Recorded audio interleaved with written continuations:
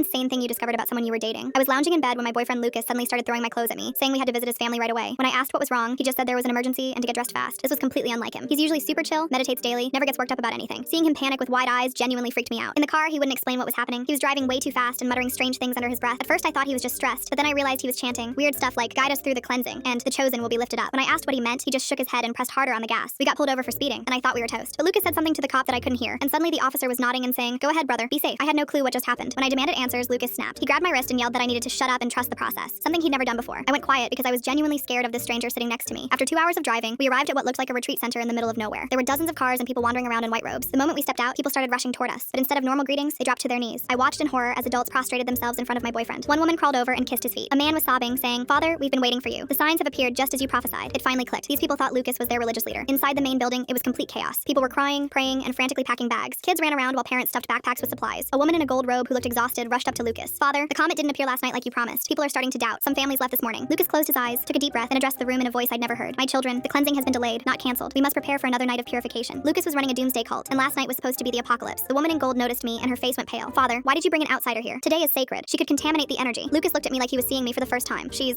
going to join us," he said unconvincingly. "She'll help us ascend to the next level." I started backing toward the door, but two robed men blocked my path. The gold-robed woman was getting agitated. "Father, you know the rules. No outsiders during the cleansing period. She has to leave, or..." She didn't finish, but I got the message. That's when I'd had enough. I looked at Lucas and said, "You know what? I always wondered why you were so good at getting me to do weird shot in bed. Turns out you've been practicing on a whole cult." Then I turned to the woman and said, "And honey, if you think this is the guy who can lead you to salvation, you've never seen him try to find the G-spot. Good luck with your rapture." I pushed past the guards and walked out. While calling an Uber, I could hear Lucas inside trying to explain to his followers why the chosen one had just rejected eternal paradise.